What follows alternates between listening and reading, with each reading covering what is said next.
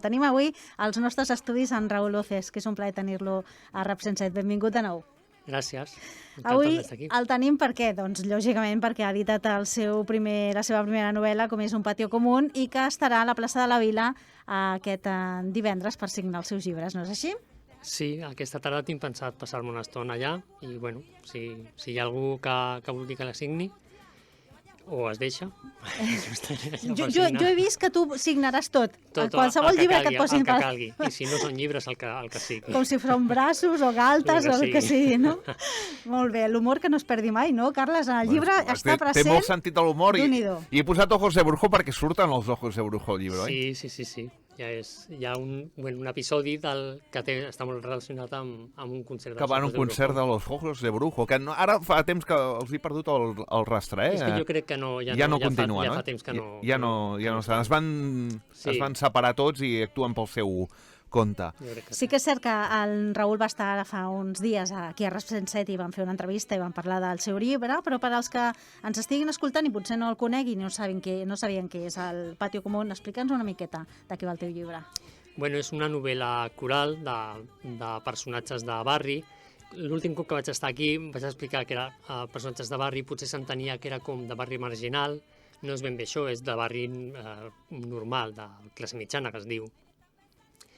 I és com es relacionen entre ells. Un dels personatges és un expatriat que ha tornat després de passar 15 anys a Dublín per fer-se càrrec del negoci familiar, i la resta de personatges giren una mica al voltant d'aquesta història.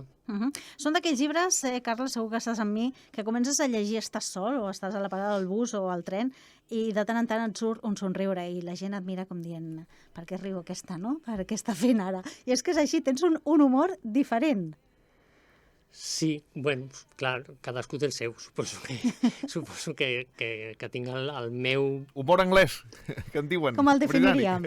No sé dir-ho. Jo crec que és bastant autoparòdic i sempre parteixo de la paròdia pròpia. Clar, quan són personatges que no són autoficció, li aplico el mateix tipus d'humor. Llavors em moc una mica amb aquest tipus d'humor. Que tu imagines la situació d'un barri, a les botigues, hi ha diverses botigues, i entre ells es connecten, perquè, lògicament, si ve algú perillós, algú sospitós, o algun pesat... L'episodi del walkie-talkie, no? Perquè això segurament ho has sentit d'alguns botiguers que ho tenen, que ho fan, per això, o no? Sí, jo sí que ho he sentit. No, jo la veritat és que no. Però bueno, la idea és bona, no? Però clar, abans del WhatsApp, l'única manera, walkie-talkie. El walkie-talkie, sí, o les senyals de fum. Però imagina't el walkie-talkie com anava, no? El walkie-talkie devia anar...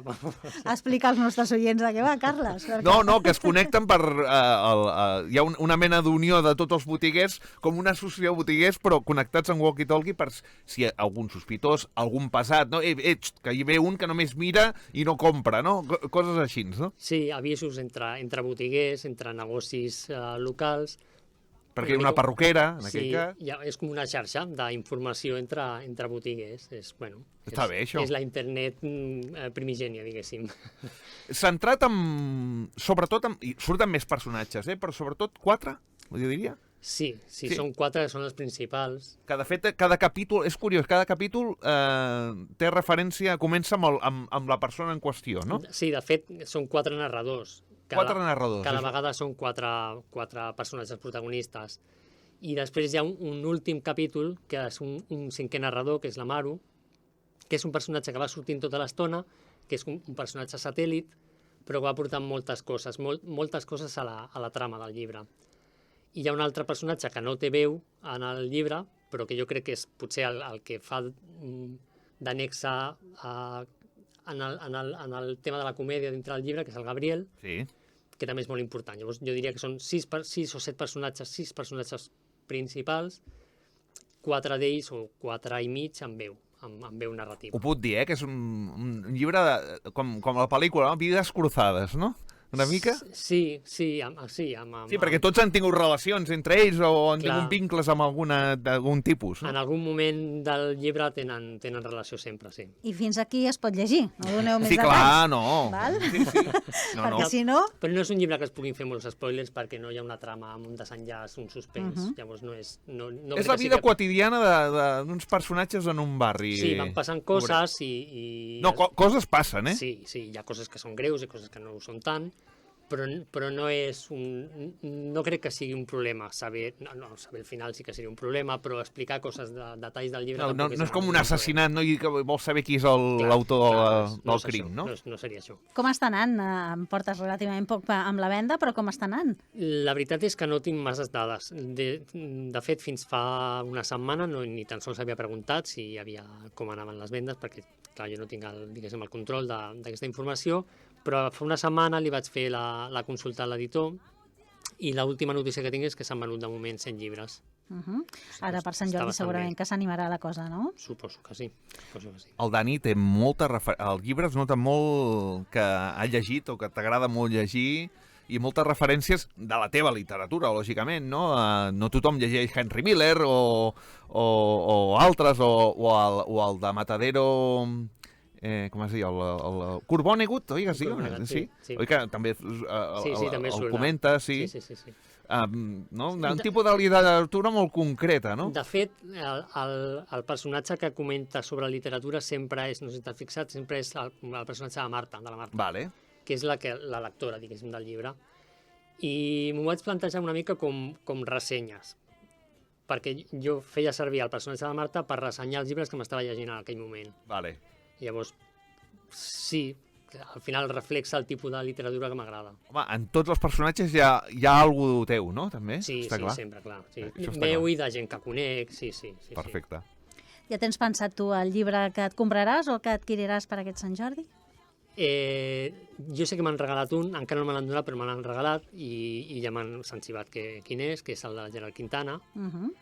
I jo tenia pensat comprar-me, a més, el del José Luis, Barca? No està. Vindrà d'aquí una estona.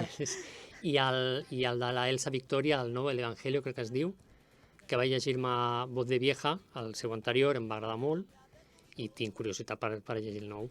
O Quintana, t'agrada? Has llegit alguna cosa d'ell? No he llegit res i tinc curiositat. Doncs un Sant Jordi diferent, no, per tu? Sí, és el meu primer Sant Jordi com a autopublicat, llavors sí, molt diferent.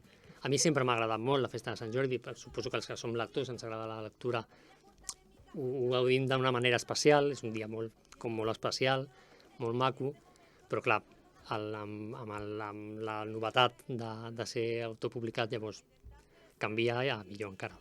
Quan estaràs a la plaça per fer la signatura? A partir de 5:30, 6 estaré per allà.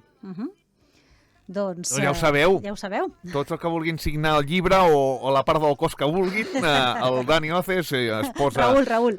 Perdó, el Raül Oces... Ja l'has dit com a protagonista. Sí.